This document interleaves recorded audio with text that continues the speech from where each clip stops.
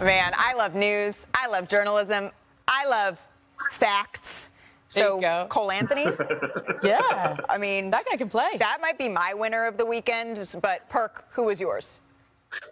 It's the Washington Wizards. All right. And shout out to Bradley Beal, right? I was one of those guys for staying put, saying that he should leave, but no, he's holding it down, being the leader on and off the court, putting up big numbers. Shout out to Kyle Kuzma, who's coming in and showing people that, hey, I could get it done without LeBron James and Anthony Davis. Shout out to Montrezl Harrell, whose season didn't end well last night, who's averaging 18 and 9 off the bench. The Wizards play great team basketball, and they had 2 huge wins over the weekend, beating the Memphis Grizzlies and the Milwaukee Bucks. Yep. So shout out to the Wizards. Big game, big game. All right, I'm going to go with the Cavs on this one because they also have 2 big wins. And look, the Wizards are a great pick, but the Cavs have wins over Toronto and the Knicks this past weekend. And I made this pick pre-Woj bomb, okay, with Colin Sexton. All right. But Darius Garland's played fantastic.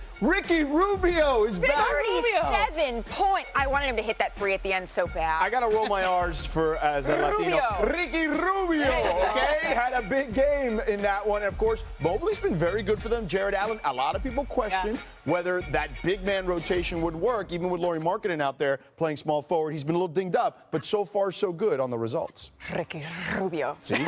What do you got, Ramona? I'm going to go with Kevin Durant, okay? And I was one of those who was sitting about 10 feet away when he tore his Achilles up in Toronto. So for him to go back there, play a game up there, and leading the league in scoring again, playing at MVP level, especially with the way that Brooklyn has started slowly this year, I think for him to show how far back he's come from that Achilles injury, going back up to the north where it happened, that's my winner of the week. For the first time. Yeah, I think for the first time. So much time has passed, we forget that it was the first time that he was up there. So I love being positive. I love happy. But if those were the winners of the weekend, flip the coin. Who's got to step it up, George? The Hornets, they've lost 4 in a row. Now, they get the chance today, right, to play against the Lakers here in Los Angeles and kind of redeem themselves. But here's the thing. This was a trendy pick, right? Oh, this team, maybe they can win the division and then win the Southeast. Not so fast. Let's pump the brakes a little bit because in this league, generally speaking, you have to grow, right? Young teams don't just get vaunted into the postseason play and become dominant. They've got some players on this team. There's no question about that. Miles Bridges may be the most improved player, but they've got a ways to grow here still, and they're learning through that right now. They've been in the league in offense for the first couple of weeks there, and people start to make adjustments. Yeah. I'm going to go with Russell Westbrook. That stat line the other night, 1 for 13. At least he didn't go 1 for 20, I guess. But that was a tough weekend for him, and especially when LeBron James and Anthony Davis are out. This is what they brought Russell Westbrook to Los Angeles to do. When the stars are hurt, when the stars are out, you be the third star. And Russell Westbrook has carried teams before all by himself, and it did not happen up in Portland. So we have the Perk as the tiebreaker. Who are you? Where do you fall in all this in the Hornets versus Russ? I'm going with Ramona on this one, and y'all know how I feel about the Brody Russell Westbrook. But like Ramona said, he was brought to L.A. for one reason and one reason only, and that's to win the championship. And right now, forget the missed shots. Him at the point guard position, he's not doing a great job of running the team. I believe he had 6 turnovers the other night. He had a crucial turnover the game before when they could have had a chance, I believe, to either take the lead on a fast break. And Russell Westbrook has to get his mental back. He has to be more engaged. He has to come back to the Russell Westbrook that we seen on the tear last year with the Washington Wizards. And right now, he has been a disappointment. Well, he's going to have another chance. They're back at it tonight to see if he can be the one that sort of rights that ship a little bit. And then with LaMelo Ball, he said afterwards, maybe I needed to come in a little earlier in the fourth quarter. So we'll see how, little call out there. We'll see how that all shakes out. So we're 10 games into the season. So we might as well look at the favorites to win some awards. According to Caesars Sportsbook, it is Steph Curry that is the front runner for MVP. Raptors rookie Scotty Barnes is the favorite for Rookie of the Year. Rudy Gobert once again for Defensive Player of the Year. Ja Morant for Most Improved. That was my pick. And Tyler Hero for Sixth Man of the Year, who told me yesterday, that's my goal. That's what I'm going out to do. Perk, what's the best bet here? You know what? I like Scotty Barnes for Rookie of the Year. He's a guy that could go out there night in and night out and get you 15 points and 10 rebounds. We saw what Kevin Durant said about him yesterday, and every night he's starting to show us that he has more to his game than just being athletic, long, and playing with a lot of energy. He has a very high IQ. He can really play the game of basketball, and I feel like he's only going to get better, and he wants to get better. So I'm going with Scotty Barnes. Well, and he's putting the Raptors in a conversation that a lot of folks didn't think they would be in to start the season. So still to come on NBA Today, can't we all just get along? Scottie Pippen doubles down on his relationship with Michael Jordan. And when, potentially, maybe, might we see LeBron James back on the court? It can't come soon enough for the struggling Lakers. Plus, Giannis Antetokounmpo has been to the white columns of the Parthenon, but now it is time for the white columns of the White House. Live report from D.C. is on the way. Today, live from Los Angeles. Limits, like fears, are often just an illusion. At the foul line, a shot on Eagles.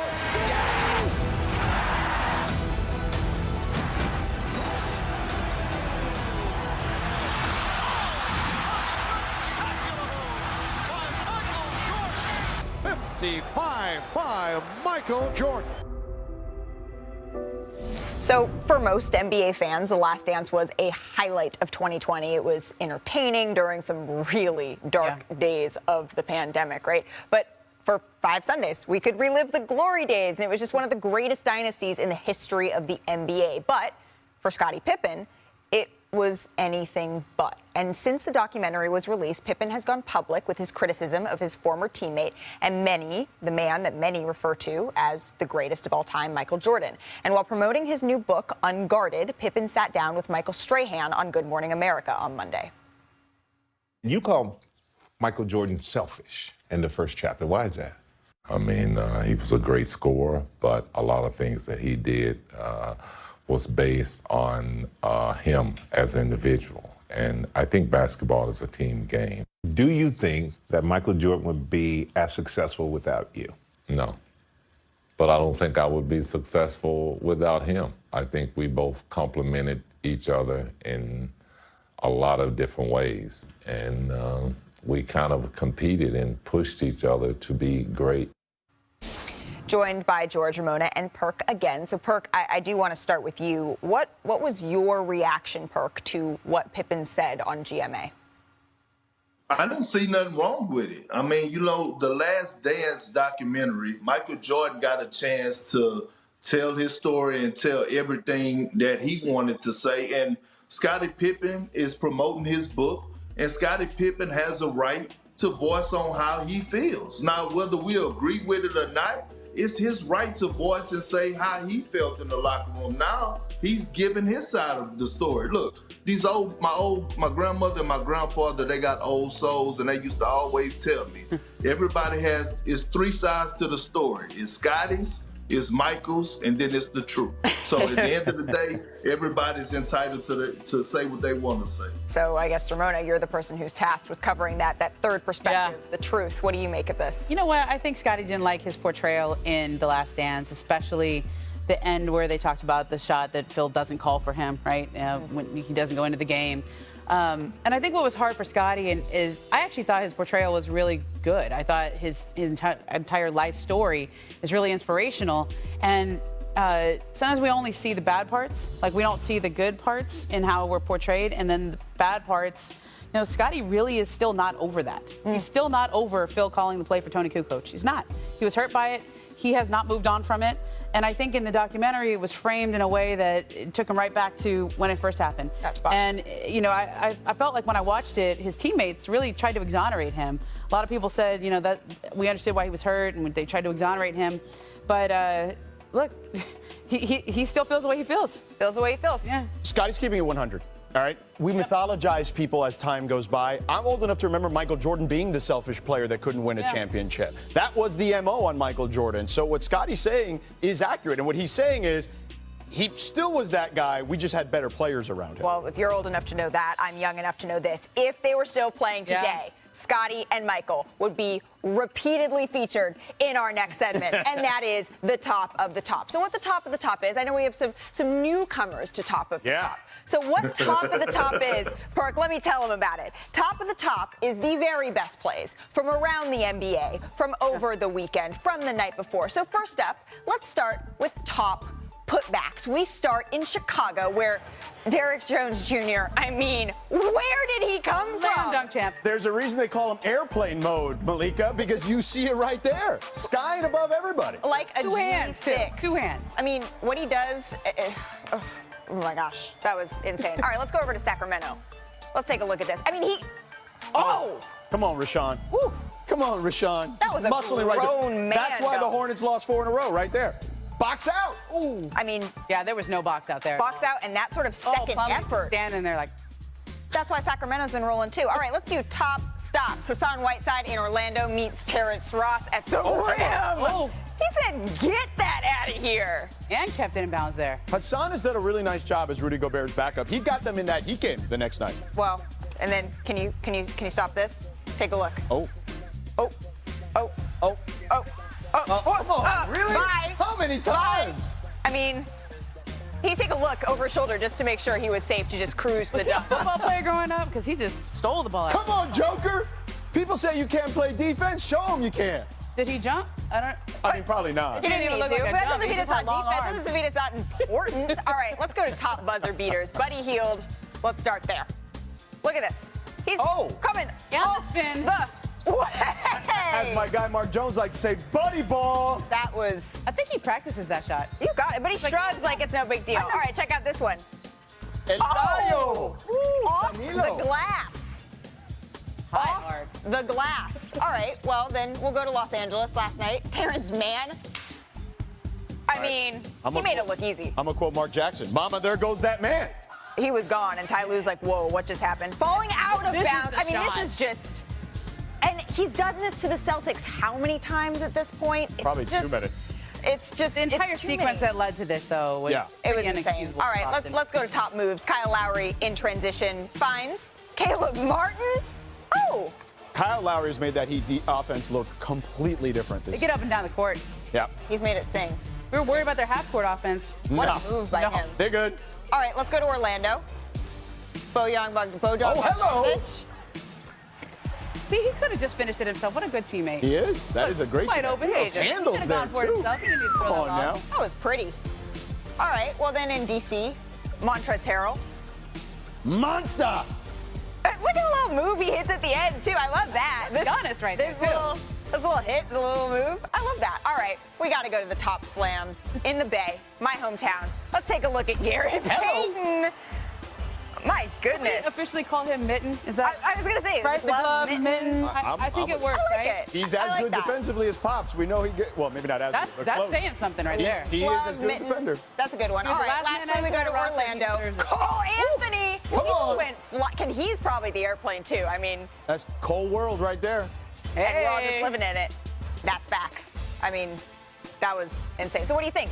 Span, top of the top plays? Love it. Let's do it. Orlando, Yeah. Raptors, I love it. I love seeing it all. It's awesome. All right, coming up on NBA Today, our panel gives you their power rankings. And wait till you hear what George put on his list. What are you This doing is gonna over be there? spicy. Hey, I saw. I mean, Come on contrarian now. over there. Welcome back to NBA Today. You heard him. Welcome back to NBA Today. So big news out of Philadelphia Monday morning. Joel Embiid has tested positive for COVID-19 and has entered the NBA's health and safety protocols, a source told ESPN's Adrian Wojnarowski and Ramona Shelburne. Embiid leads the 76ers, averaging 21.4 points per game and 9.4 rebounds in 9 games this season. And the Sixers have won 46 of the 60 games Joel Embiid has played since the start of last season, but are just 11 and 11 in the games that he's missed. Philly is averaging 5 more points per game when Embiid plays, so we'll see how they adjust without him. So the Sixers will be without Joel Embiid for the foreseeable future. Perk, what is your outlook on Philly without Joel in the lineup? You know, obviously you can't replace Joel Embiid, arguably the best center in the game of basketball right now. But When you talk about togetherness, chemistry, the 76ers are showing us that they have come together. And different guys are stepping up different nights. You have Tyrese Maxey, he may step up one night. You having Seth Curry, who's been playing phenomenal, almost at an all-star caliber rate. But most importantly, you have Andre Drummond, a guy that has a lot to prove. A guy that season didn't end well last year. A guy that took the vet minimum. A guy against the Portland Trailblazers a few games back when he started had, 14 points, 15 rebounds, and 7 assists. And this is what Doc Rivers do. He loved adversity. He loved when their team is back is against the wall. And when you see the Philadelphia 76ers in their chemistry, I think they'll be okay and play solid basketball until Embiid gets back. Well, and they've just hit so much turbulence this season, right, Perk? And we've seen guys like you mentioned, George Niang, those types of guys step up. It's just about how long they're going to be able to sustain that under the pressures that they've already been facing this season. So far they have, but that's mostly with Joel Embiid. So the Sixers, they have a tough 3 games coming up at home, hosting the Knicks, the Bucks, the Raptors, before going on a 6-game road trip that'll include stops in some tough cities: Utah, Denver, Golden State. That Warriors game will be on November 24th. It will be on ESPN, and I will be there as well. So I am curious, though, what do you think, Ramona? Do you think that we are going to see wins by committee, or how long can this be sustained? You know, that upcoming schedule is rough. I mean, they were in the middle part of a really difficult stretch here. Now a game against the Knicks, the Bucks, like this is a tough stretch. And I was surprised they were winning without Tobias and Thibault and I don't know, the big guy not being there. That's a real tough stretch for them. But still, to be 8-2 with the adversity they've already had, not the whole with everything going on with Ben and with Joel's knee not being in a great place after he knocked knees with Valanciunas the first game.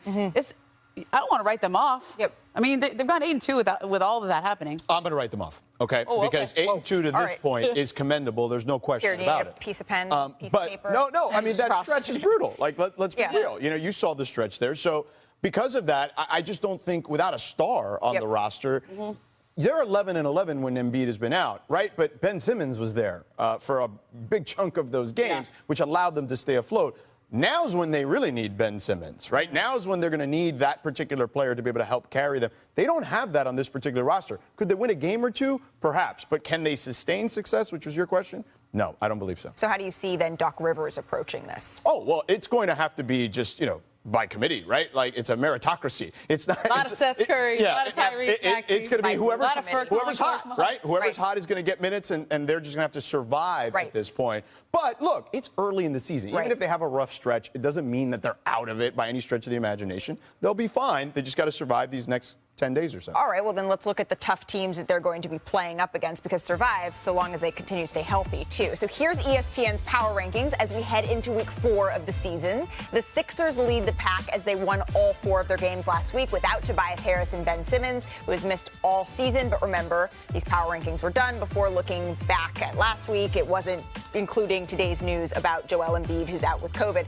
So the Warriors come in second with the best record in basketball at 8-1. Who would have thought? The Heat, the Nets, the Jazz, they round out the top 5. So I guess I got to start Ramona, George, Perk. He's coming in like the great and powerful Oz over there. As I mentioned, ESPN.com's power rankings were released before the news about Joel.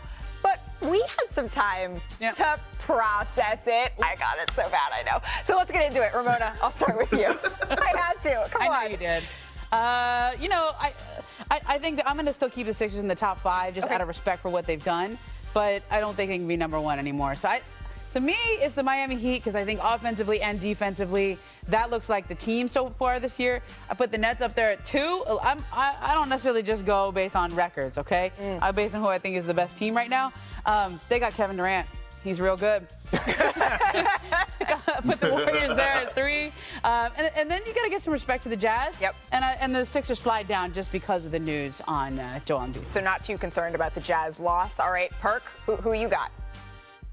You know what? I think the Miami Heat deserves to be at number 1. In my opinion, they have the best team in basketball right now on the offensive end and defensive end. Coming in at number 2.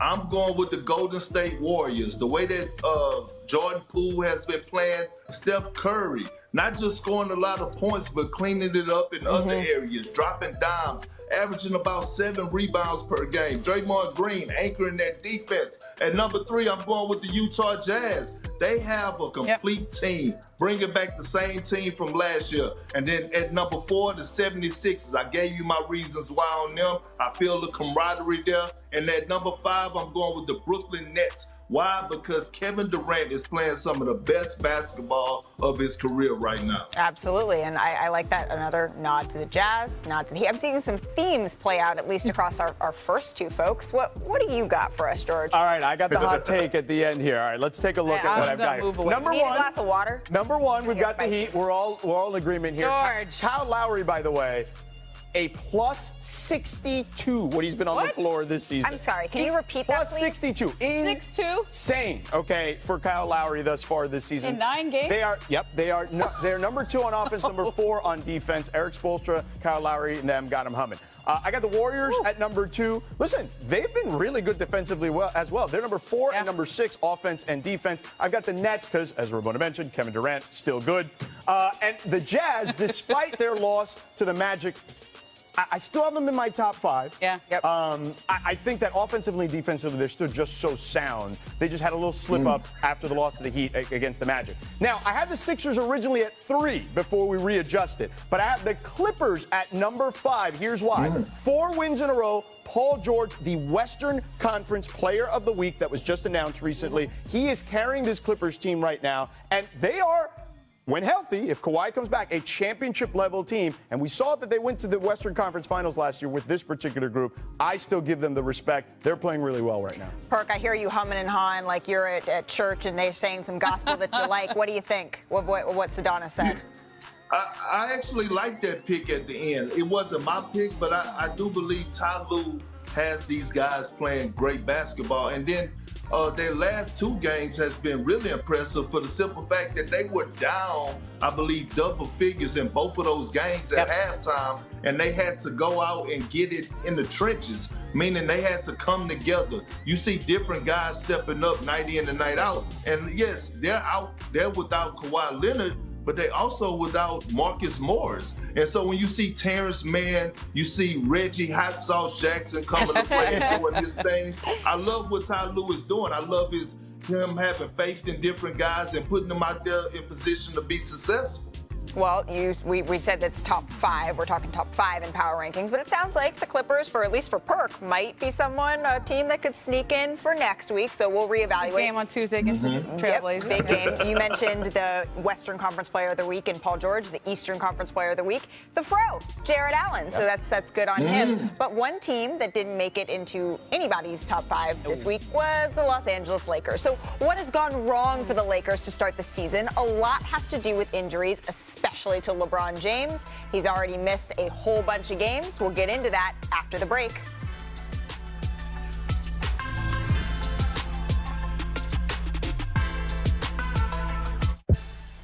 No defense at all for the Lakers. You gotta play harder. Just gotta play harder. Every possession, every minute that we have on the floor has to matter. OKC comes into Staples Center and beats the Lakers. We shouldn't have lost this one. It didn't come down to LeBron not being here. We still have enough pieces to win basketball games. Plain and simple. I'm far from brittle, unbreakable. You following? We let this one go again. We shouldn't have lost this one.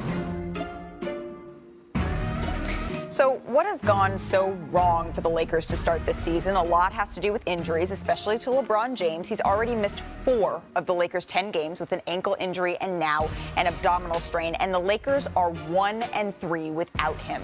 And their new superstar, Russell Westbrook, has struggled to fit in. He's shooting just 42% from the field and 27% from three-point range, and he is leading the league in turnovers at 4.9 per game, and their defense has also taken a bit of a step back. Remember, last season, the Lakers had the best defensive efficiency in the NBA, and then 2 years ago, when they won that bubble championship, they were 3rd. However, this season, they have slipped to 13th. So I want to rejoin the panel, talk to them a little bit about this. Ramona, let's start with LeBron's abdominal strain. What is his prognosis today? So this happened last week, towards the end of last week. Right. And at the time, the sense was it would be 1 to 2 weeks. The abdominal strain he has, I'm told, it doesn't feel all that bad right now. It's not necessarily something that's causing him a ton of pain, but it's something you need to be really careful with because it can get worse. And so that's why he's taking a longer timetable on this, because he does not want to have another setback with this. He doesn't want to be out 4 to 6 weeks if he has a setback. So this is why you have to be careful right now. Still just 1 to 2 weeks here, but can't get back soon enough, because when he's not out of the court, that offense is not working. And clearly, and that defense is even worse. 13th in defensive efficiency, which isn't what we're used to, Perk, from these Los Angeles Lakers. Oh, my bad. I ain't hear you, Malika, but look. I was gathering That's all right. my I know you're going to go for it. No, it's fine. I was gathering my thoughts, but look, here it is, okay? The Lakers are built to do what? They're built to win a championship. Yeah. Russell Westbrook was acquired for what? To take pressure off of Anthony Davis and LeBron James. Russell Westbrook is leading the NBA in turnovers. The media, a reporter, asked Russell Westbrook about those same turnovers in preseason, and Russell Westbrook didn't give the answer that we expected him, or I thought that he should have given us. He was like, oh, it's just preseason, basically. And now, after the game that they played at home when he had the turnovers, a reporter asked Russell Westbrook again about, the late game turnovers, and he kind of answered in a not so professional manner. So when I look at the Los Angeles Lakers, even without LeBron James, they have zero excuse to come out and play that the way they did against Portland. Portland had been struggling. You still have guys like Carmelo Anthony. You still have Dwight Howard. You still have Avery Bradley. You still have Rajon Rondo. You still have Malik Monk. You still have enough to at least go out there and compete. It was just so bad. I mean, it was so bad that I was watching the game with my 2 oldest sons, and I made them go to bed early because I didn't want them picking up on bad habits. Oh, man, I know what that... My father used to make me go to bed early for some of those Warriors games in the early 2000s. Yeah, but Perk mentioned that this is a team, George. It's built to win a championship, and you had them winning the championship to start the season. Ramona did too. So where does that stand now? I believe there were 3 people at ESPN.com who predicted a Lakers championship. You have 2 of them here on the panel today. Excellent. I have them at the moment with this particular roster as currently constituted a bottom-tier playoff team. I think they need to make real changes. And look, here's the thing I worry about with LeBron. Perk mentioned it a little bit, right? You mentioned it. Russell's supposed to fix this. When LeBron was out, he was supposed to be able to take the reins, no issues, right? Last season, when LeBron was on the floor, the Lakers were the 2nd best offense in the sport. When he wasn't on the floor, 28th. That is what Russ was supposed to fix, and he hasn't to this point. Historically, though, the biggest predictor of future injury is past injury, and we're getting to this stage with LeBron. Well, I think he'll be fine because he'll play this smart. He knows his body better than anyone. I start to worry about it because he may need to miss more games, and historically, outside of his tenure with the Heat, every other team he's been on has been under 500 when he's there, and this Lakers team doesn't have a ton of excuses to be this bad at this point without LeBron. It feels to me like Russ is just putting too much pressure on himself. He's trying too hard. I remember at the beginning of the season, I went to the premiere of his documentary that was on Showtime. The entire Laker team showed up to support him. And one of the things he kept saying in that documentary was, this means a lot. I just don't want to mess it up. Yeah. And this means a lot to Russ to be here in his hometown in front of friends and family. Yep. He looks right now like he's just trying so hard out there, and that leads to all those turnovers. Yeah. Perk. I can hear Perk kind of guffawing a little bit, but I think that has some merit to it. So I want to hear from Russell Westbrook. Let's take a listen after Saturday's loss to the Trailblazers here. I don't put no pressure on myself to do anything. I'm very elite at what I do, and I believe that every single night. And that's how I need to play. Simple as that. There's no extra pressure of any sort for me.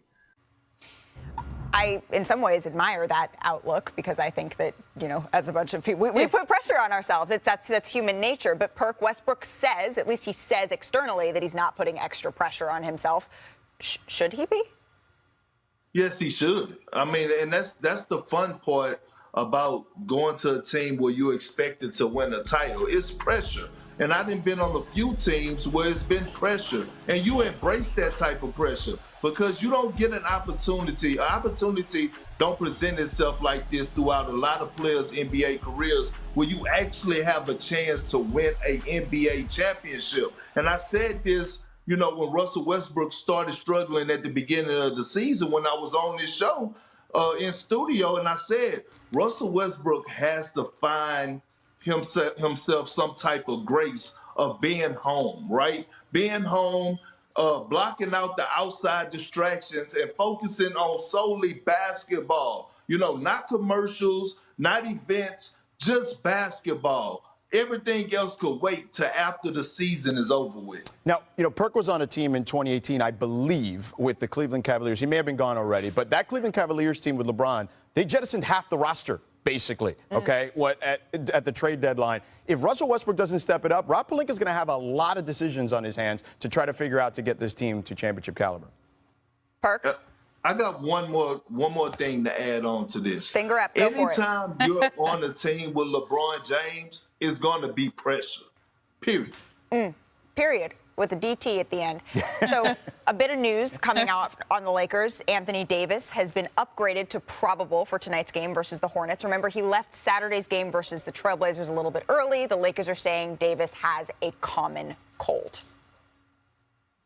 So coming up on NBA Today, we go to the White House where the Atentacoumpros are feeling very presidential. Heading over to D.C. after this.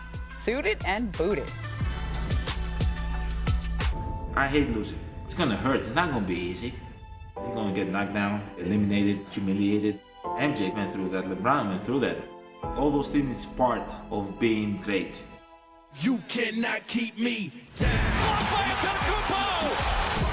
The Greek Freak is a Greek NBA champion. I could go to a super team, but this is the hard way to do it, and we did it.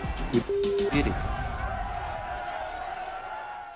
It was special to be standing there for that trophy ceremony, and it was certainly a journey to get Giannis to the point that he's hoisting up the Larry O'Brien trophy, and he really hasn't stopped since. Giannis went to the Acropolis with his new hardware. He and his partner Mariah welcomed their second son to the world this summer, and he bought into the Brewers ownership group too. And then today marks another special day for Giannis and the Bucks. They are visiting 1600 Pennsylvania Avenue, and it marks the first time an NBA champion has been honored at the White House since the Cavaliers on November 11th, 2016 by President Barack Obama. So take a listen to President Biden and to Giannis Antetokounmpo.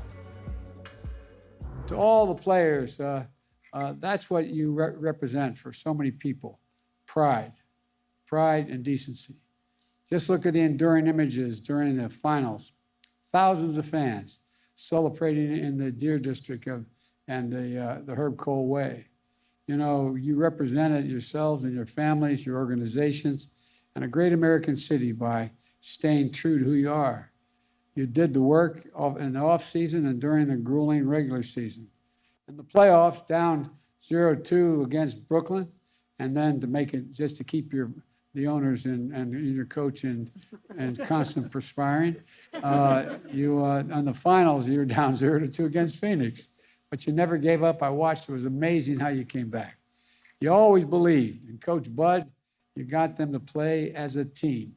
Thank you, Mr. President. Thank you, Mark. On behalf of my teammates, the coach staff, the Bucks organization, we are very grateful for this opportunity. You know, a kid from Sepolia, Athens, Greece, grew up from two Nigerian parents. They were struggling every day to provide for us. Illegal in a country that they didn't call home at the time. It's an unbelievable opportunity to be able to be in the White House, meeting the President of the United States. I could not be as honored and happy that something like this, I've accomplished something like this in my life. Shout out Dante DiVincenzo's tie, and it looks like Giannis might have borrowed Richard Jefferson's suit from the other day, a la Men in Black. But, Perk, I mean, Giannis does have one of the most remarkable stories in sports, and we really shouldn't take that for granted. You have been to the White House, Perk. What memories do you have from your time there? Well, you know what? I have one memory that stands out. You know, we gifted President Bush with a jersey and a basketball, and we gave it to him towards the end of the ceremony. And when we were standing inside the White House, you could see a long hallway, right? And so he was exiting off the stage and walking down that hallway. He had the basketball in one hand and the jersey in another. He bounced the basketball hard as he was walking, never broke stride, and somebody came out of nowhere and dived and caught the ball before it hit the floor. Then he tossed the jersey up in the air, and another security guard ran out of nowhere and came and caught the jersey. He never broke stride. I was like, this is power right here. You're like, dang, I'm going to get my conditioning to be at that level. I was like, dang, you didn't have to disrespect the jersey. It was 43 at that. See? There you go. Which is my jersey number. So you took it a little bit personally. I'm sure it wasn't a personal thing. Well, Perk, let's see if what is happening here today, the White House, a really happy moment for the Milwaukee Bucks, can help them to sort of get up, get going. They've been struggling a little bit as of late through injuries and sickness and whatnot. So perhaps this will be the bump that they needed. You can see the Bucks in their first game of our Friday night ESPN doubleheader.